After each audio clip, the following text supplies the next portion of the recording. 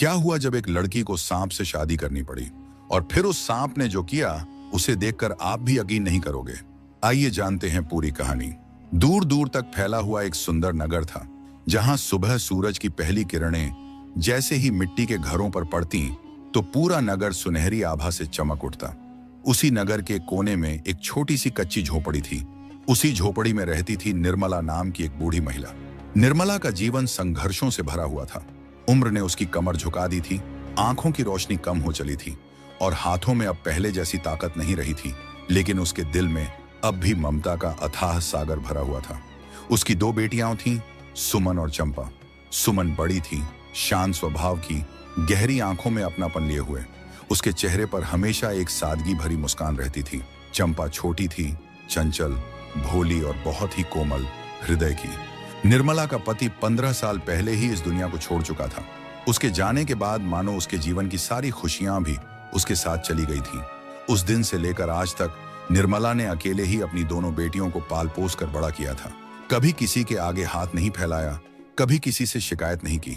दिन भर मेहनत मजदूरी करती, दूसरों के घरों में काम करती, खेतों में काम करती, तब जाकर अपनी बेटियों के लिए 2 वक्त की रोटी जुटा पाती। वक्त बीतता गया और निर्मला बूढ़ी होती गई। अब उसके शरीर में पहले जैसी ताकत नहीं रही थी। पैर कांपते थे, कमर सीधी नहीं हो पाती थी और अक्सर सांस फूल जाती थी। अब घर का सारा काम चंपा संभालती थी। सुबह जल्दी उठकर झोपड़ी की सफाई करना, चूल्हा जलाना, खाना बनाना, माँ की सेवा करना, सब कुछ वही करती थी। सुमन अपनी माँ के साथ जंगल जाती थी। दोनों माँ बेटी जंगल की मिट्टी लाती थी। उसी मिट्टी से सुमन बड़े सुंदर सुंदर बर्तन बनाती थी। घड़े, मटके, सुराही, दिए, कटोरियां। उसके हाथों में जैसे जादू था। वह जिस मिट्टी को छू लेती उसमें जान आ जाती। फिर सुमन उन बर्तनों को नगर में बेचने जाती। सिर पर टोकरी रखे, चेहरे पर पसीने की बूंदें, लेकिन आंखों में आत्मसम्मान की चमक। नगर की गलियों में घूम घूम कर वह आवाज लगाती, मिट्टी के सुंदर बर्तन ले लो, ठंडा पानी रखने के मटके ले लो। कुछ लोग खरीदते, कुछ दया की नजर से देखते, कुछ मजाक उड़ाते, लेकिन सुमन सब सह लेती, क्योंकि उसे पता था कि उसके घर का चूल्हा इन्हीं बर्तनों से जलता है। जो पैसे मिलते उनसे घर चलता। माँ की दवाइयां आती, चंपा के लिए कपड़े आते, अनाज आता। समय यूं ही बीतता रहा। धीरे धीरे निर्मला और भी बूढ़ी हो गई। अब उससे चला भी नहीं जाता था। बिस्तर से उठने में भी उसे चंपा का सहारा लेना पड़ता था। उसकी आंखें हमेशा दरवाजे की ओर लगी रहती। जब सुमन शाम को नगर से लौटती थी, वह अक्सर सोचती, हे भगवान, मेरी बेटियों का क्या होगा? मैं तो अब ज्यादा दिन नहीं जी पाऊंगी। बस एक ही इच्छा है कि मेरी दोनों बेटियों की शादी अच्छे घरों में हो जाए। अब निर्मला बीमार रहने लगी थी। कभी बुखार, कभी खांसी। सुमन दिन भर मिट्टी के बर्तन बनाती, नगर में बेचने जाती और शाम को लौटकर माँ के पास बैठ जाती। उसकी सेवा करती, उसके पैर दबाती, उसके बाल सहलाती। एक दिन की बात है, शाम का समय था। सूरज धीरे धीरे ढल रहा था। आसमान लाल रंग में रंगा हुआ था। पक्षी अपने घोंसलों की ओर लौट रहे थे। निर्मला ने दोनों बेटियों को अपने पास बुलाया। उसकी आवाज में कमजोरी थी, लेकिन आंखों में ममता का सागर उमड़ रहा था। सुमन और चंपा उसके पास आकर बैठ गईं। निर्मला ने कांपते हुए हाथ से सुमन का हाथ पकड़ा और कहा, बेटी, तू चंपा का ख्याल रखना। बस इतना कहते ही उसकी आंखें धीरे धीरे बंद होने लगीं। उसकी सांसें तेज होने लगीं। फिर एक गहरी सांस लेकर उसने हमेशा के लिए अपनी आंखें बंद कर लीं। सुमन चिल्लाई, माँ, माँ, आंखें खोलो माँ। चंपा रोने लगी, माँ, हमें छोड़कर मत जाओ।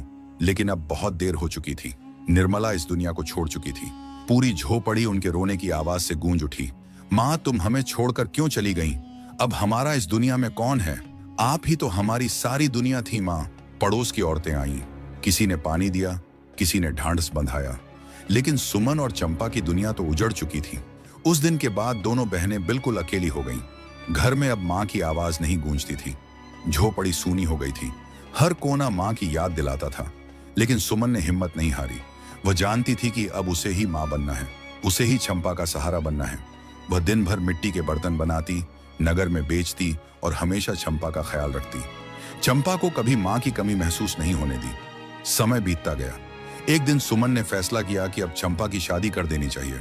उसने पास के गांव के मुखिया के बेटे राजीव से चंपा का रिश्ता तय कर दिया। जब चंपा को यह पता चला तो उसकी आंखों में आंसू आ गए। वह सुमन से लिपटकर बोली, दीदी मैं शादी नहीं करूंगी, पहले आपकी शादी होगी, आप बड़ी हो। सुमन ने उसके सिर पर हाथ फेरते हुए कहा, मैं तुम्हारी बड़ी बहन हूं, मेरा फर्ज है कि पहले तुम्हारी शादी करूं। मेरी चिंता मत कर, भगवान मेरे लिए भी कोई रास्ता बना देगा। चंपा बहुत रोई, बहुत मिन्नतें की, लेकिन सुमन अपने फैसले पर अडिग रही। कुछ समय बाद चंपा की शादी हो गई। ढोल बजे, शहनाइयां बजीं, लेकिन सुमन का मन बहुत भारी था। वह अपनी छोटी बहन को विदा करते समय टूटकर रो पड़ी। जब चंपा डोली में बैठी तो उसने सुमन का हाथ पकड़कर कहा, दीदी आप हमेशा खुश रहना, मुझे कभी भूलना मत। सुमन ने आंसू पोंछते हुए कहा, कभी नहीं भूलूंगी। डोली चली गई। अब सुमन बिल्कुल अकेली रह गई। रात को जब वह झोपड़ी में अकेली होती तो माँ और बहन की याद में फूट फूट कर रोती। अंधेरी रात, जलता हुआ दिया और आंसुओं से भीगा हुआ उसका तकिया। लेकिन सुबह होते ही वह फिर उठती, मिट्टी गूंथती, बर्तन बनाती और नगर जाती। समय बीतता गया। अब वह अकेली ही जंगल जाती और बर्तन बनाती।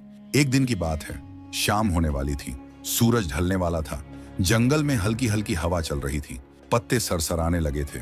सुमन जंगल से मिट्टी लेकर लौट रही थी कि तभी उसकी नजर एक युवक पर पड़ी। वह देखने में बिल्कुल राजकुमार जैसा लग रहा था।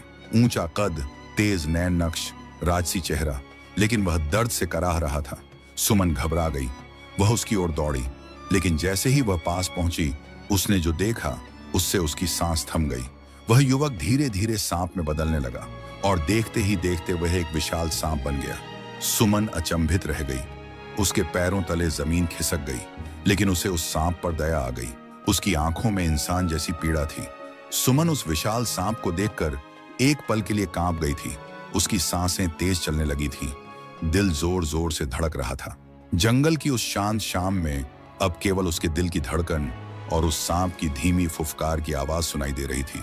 सूरज अब पूरी तरह ढलने ही वाला था और चारों ओर अंधेरा गहराने लगा था, लेकिन सुमन का दिल बहुत कोमल था। वह डर से ज्यादा दया महसूस कर रही थी। उसने उस सांप की आंखों में देखा। उन आंखों में दर्द था, पीड़ा थी, जैसे कोई इंसान मदद मांग रहा हो। वह धीरे धीरे उसके पास गई। उसके हाथ कांप रहे थे, लेकिन मन में करुणा थी। डरो मत, मैं तुम्हें कुछ नहीं होने दूंगी, सुमन ने धीमी आवाज में कहा, जैसे वह किसी इंसान से बात कर रही हो। सुमन ने सावधानी से उसे अपनी टोकरी में रखा। फिर भारी मन और कांपते कदमों से वह अपने घर की ओर चल पड़ी। रास्ते भर उसका दिल डर और चिंता से भरा रहा। हर कदम पर उसे लगता जैसे कोई जंगली जानवर झाड़ियों से निकल आएगा, लेकिन वह रुकी नहीं। उसे बस यही लग रहा था कि यह सांप किसी न किसी तरह उसकी जिम्मेदारी बन गया है। जब वह अपनी झोपड़ी पहुंची तो आसमान में तारे चमकने लगे थे। चांदनी फैल चुकी थी। उसने धीरे से टोकरी नीचे रखी और दरवाजा बंद कर लिया। दिया जलाया। झोपड़ी की हल्की रोशनी में सांप की चमकती हुई देह साफ दिखाई दे रही थी। वह चुपचाप एक कोने में पड़ा हुआ था। सुमन ने मिट्टी की एक कटोरी में पानी रखा और दूसरी में थोड़ा दूध। सांप ने धीरे धीरे सिर उठाया और पानी पीने लगा। फिर उसने दूध भी पी लिया। सुमन की आंखों में आंसू आ गए। तुम भी कितने दुखी हो जैसे मैं हूं। उस रात सुमन सो नहीं पाई। वह बार बार उठकर सांप को देखती, उसे पानी देती, उसके पास बैठकर उससे बातें करती। मेरी माँ चली गई, मेरी बहन भी चली गई, अब मैं बिल्कुल अकेली हूँ। तुम भी शायद बहुत अकेले हो। डरो मत, मैं हूं तुम्हारे साथ। सांप चुपचाप उसकी बातें सुनता रहता, जैसे सच में समझ रहा हो। अगले दिन से सुमन की दिनचर्या बदल गई। अब वह जंगल जाती, मिट्टी लाती, बर्तन बनाती, नगर में बेचती, लेकिन हर बार जल्दी लौट आती ताकि अपने सांप के पास रह सके। वह हर रोज मिट्टी की कटोरी में दूध और पानी रखती, उसे साफ रखती, उसके पास बैठकर अपने मन की बातें करती। धीरे धीरे उसे उस सांप से लगाव हो गया। उसे लगता जैसे वह कोई इंसान हो जो किसी श्राप में बंध गया हो। अब सुमन अकेली नहीं थी। अब उसके पास कोई था जिससे वह अपने दिल का दुख बांट सकती थी। गांव की औरतें जब उसे सांप से बातें करते देखती तो हंसती, ताने देती। अरे सुमन, तू तो सांप से ऐसे बातें करती है जैसे तेरा पति हो। वे सब ठाके लगाती।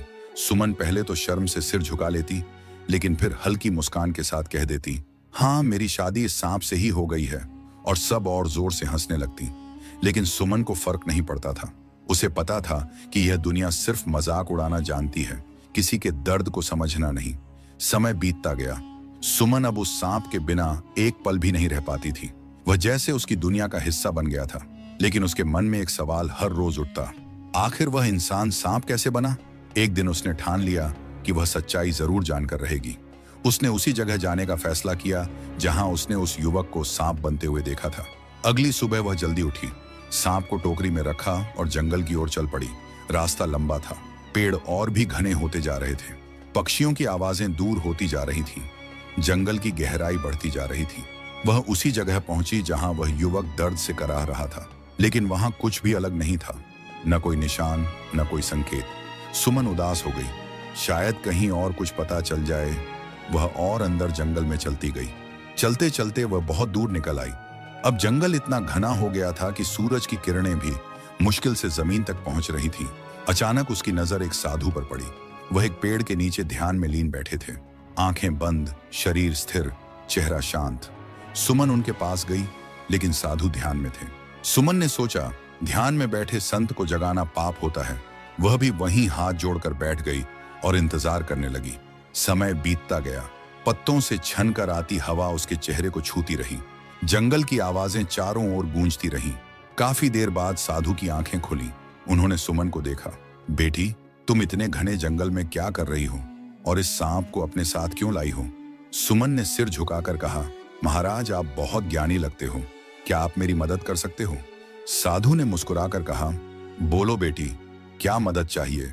सुमन ने अपनी पूरी कहानी उन्हें सुना दी। कैसे उसने इंसान को सांप बनते देखा, कैसे वह उसे घर ले आई, कैसे उसकी सेवा करती रही। महाराज, क्या कोई उपाय है कि यह सांप फिर से इंसान बन जाए? साधु ने आंखें बंद की, ध्यान में लीन हो गए। कुछ देर बाद बोले, बेटी, जिसकी तुम बात कर रही हो वह चंद्रनगर का राजकुमार धर्मवीर है। सुमन चौंक गई, उसका दिल जोर से धड़कने लगा, उसके हाथ अनजाने में कांप उठे थे। साधु के मुख से जब उसने चंद्रनगर का राजकुमार धर्मवीर नाम सुना तो उसके भीतर एक अजीब सी हलचल मच गई। वह कुछ पल तक कुछ बोल ही नहीं पाई। उसने धीरे से पूछा, महाराज, क्या सच में वह कोई राजकुमार है? साधु ने गंभीर स्वर में कहा, हाँ बेटी, वह चंद्रनगर के राजा उदयवीर सिंह का पुत्र है। सुमन ने अनायास ही टोकरी की ओर देखा जिसमें वह सांप शांत बैठा था। उसकी आंखों में नमी आ गई।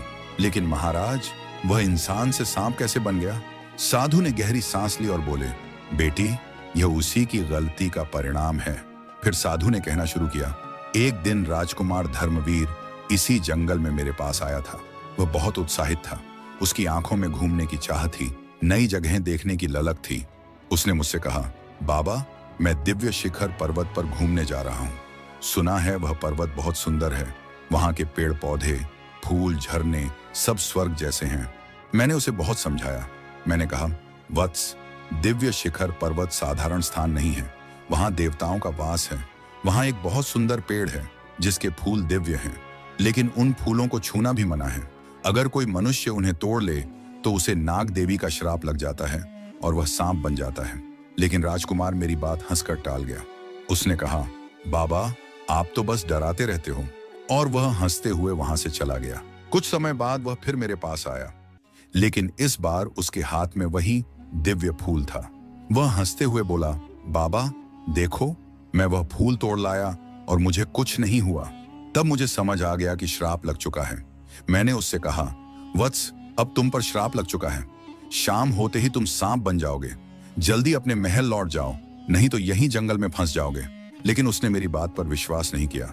वह हंसते हुए चला गया और वही हुआ।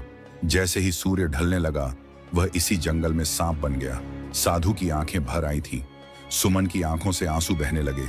तो यह वही राजकुमार है, वह कांपती आवाज में बोली। उसने टोकरी से सांप की ओर देखा। अब उसे वह और भी ज्यादा दुखी लगने लगा। महाराज, अब क्या कोई उपाय नहीं है? उसने व्याकुल होकर पूछा। साधु कुछ देर चुप रहे, फिर बोले, उपाय है बेटी, लेकिन बहुत कठिन है। सुमन ने हाथ जोड़ ली। महाराज, चाहे कितना भी कठिन हो, मैं हर कष्ट सहने को तैयार हूं। साधु ने कहा, तुम्हें दिव्य शिखर पर्वत पर अकेले जाना होगा। वहां 21 दिन तक नाग देवी की तपस्या करनी होगी। अगर नाग देवी तुमसे प्रसन्न हो गईं, तो वे वरदान देंगी। सुमन की आंखों में उम्मीद की चमक आ गई। और उस वरदान में तुम उनसे यह मांगना कि राजकुमार धर्मवीर को फिर से इंसान बना दें। सुमन के होंठ कांप उठे। लेकिन बेटी, साधु ने गंभीर स्वर में कहा, गलती से भी उस दिव्य फूल को मत छूना, नहीं तो तुम भी सांप बन जाओगी। सुमन ने सिर झुका लिया। मैं सावधान रहूंगी महाराज। फिर उसने हाथ जोड़कर कहा, महाराज, मैं दिव्य शिखर पर्वत पर जा रही हूं। जब तक मैं वापस ना आ जाऊं, आप इस सांप का ख्याल रखना। साधु ने सिर हिलाया। निश्चिंत रहो बेटी, मैं इसका ध्यान रखूंगा। सुमन ने टोकरी साधु को सौंपी। उसका दिल भारी हो गया। उसे ऐसा लग रहा था जैसे वह अपने किसी अपने को छोड़कर जा रही हो। वह कुछ पल तक टोकरी को देखती रही, फिर आंसू पोंछकर उसने जंगल के रास्ते पर कदम बढ़ा दिए। दिव्य शिखर पर्वत का रास्ता बहुत कठिन था। ऊंचे ऊंचे पहाड़, गहरी घाटियां, घने जंगल, बहते झरने, दिन में तेज धूप, रात में ठंडी हवा। लेकिन सुमन रुकी नहीं। उसके मन में सिर्फ एक ही बात थी, मुझे उस राजकुमार को इंसान बनाना है। कई दिनों की यात्रा के बाद वह दिव्य शिखर पर्वत पर पहुंची। वह पर्वत सच में स्वर्ग जैसा था। चारों ओर हरियाली, रंग बिरंगे फूल, बहते झरने, शीतल हवा। लेकिन सुमन का मन इन सब में नहीं लगा।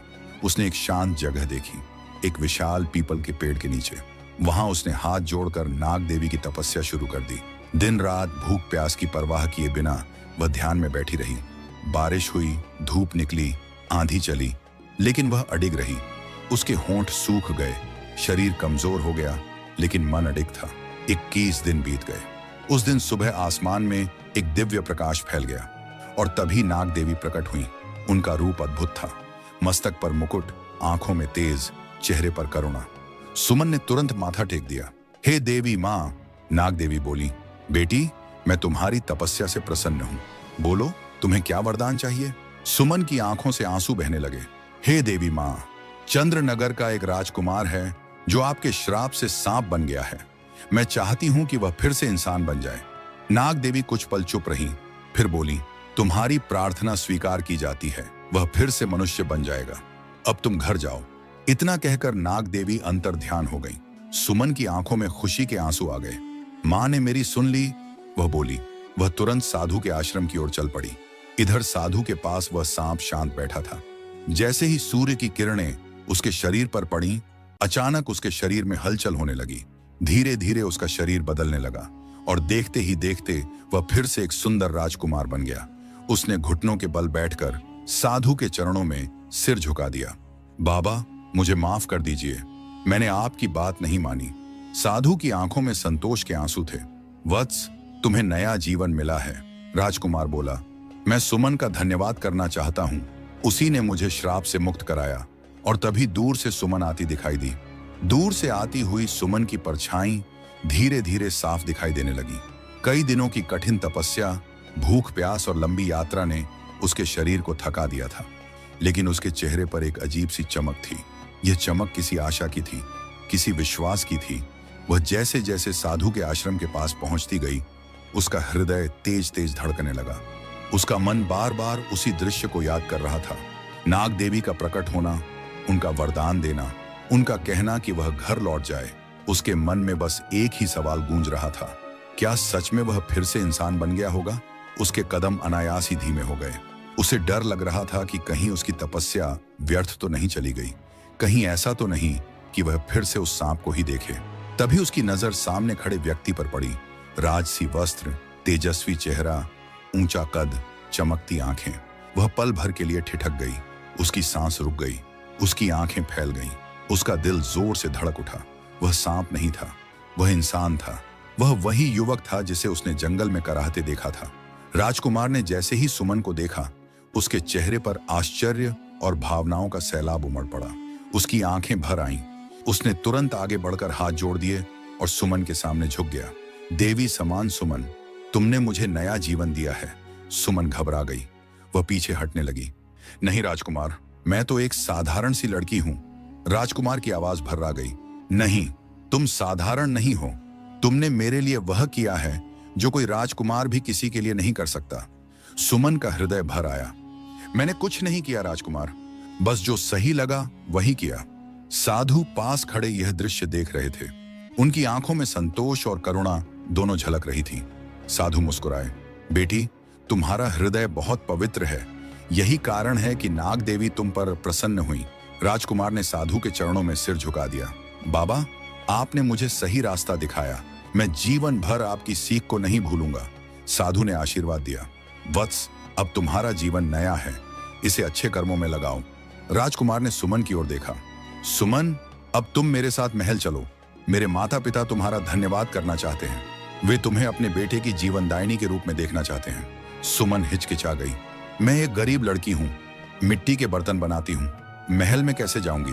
राजकुमार ने धीरे से कहा, आज से तुम मेरे लिए किसी रानी से कम नहीं हो। सुमन की आंखों से फिर आंसू बह निकले। उसे अपनी माँ की याद आ गई। माँ, अगर आप आज जीवित होती तो मुझे कितना आशीर्वाद देती। साधु ने कहा, बेटी, भगवान ने तुम्हारे लिए यह मार्ग बनाया है, इसे स्वीकार करो। सुमन और राजकुमार ने साधु को हाथ जोड़कर धन्यवाद किया। फिर दोनों चंद्रनगर की ओर चल पड़े। रास्ता लंबा था, लेकिन सुमन को थकान महसूस नहीं हो रही थी। उसके मन में भावनाओं का तूफान उमड़ रहा था। कभी उसे खुशी हो रही थी, कभी डर, कभी संकोच, कभी आश्चर्य। जब दूर से चंद्रनगर की ऊंची ऊंची दीवारें दिखाई दी तो उसका हृदय जोर से धड़कने लगा। नगर के द्वार खुले। जैसे ही लोगों को पता चला कि राजकुमार लौट आए हैं, नगर में खुशी की लहर दौड़ गई। राजकुमार आ गए, धर्मवीर लौट आए, हमारा राजकुमार जीवित है। लोग सड़कों पर निकल आए, फूल बरसने लगे, ढोल नगाड़े बजने लगे। राजमहल के द्वार खुल गए। राजा उदयवीर सिंह सिंहासन पर बैठे थे। वर्षों से पुत्र वियोग का दुख उनके चेहरे पर साफ दिखाई देता था। उनकी आंखें हर दिन महल के द्वार की ओर लगी रहती थीं। जैसे ही उन्होंने अपने पुत्र को सामने खड़ा देखा, उनकी आंखों से आंसू बह निकले। वे सिंहासन से उतर पड़े। धर्मवीर, मेरा बेटा! उन्होंने दौड़कर अपने पुत्र को गले लगा लिया। पूरा महल भावनाओं से भर गया। राजा ने कांपती आवाज में कहा, हमने तुम्हें खो दिया था बेटा। हर दिन भगवान से यही प्रार्थना करते थे कि तुम वापस आ जाओ। राजकुमार ने अपने पिता के चरणों में सिर झुका दिया। पिताजी, मैं आज जीवित हूं तो सिर्फ इस कन्या की वजह से। राजा ने सुमन की ओर देखा।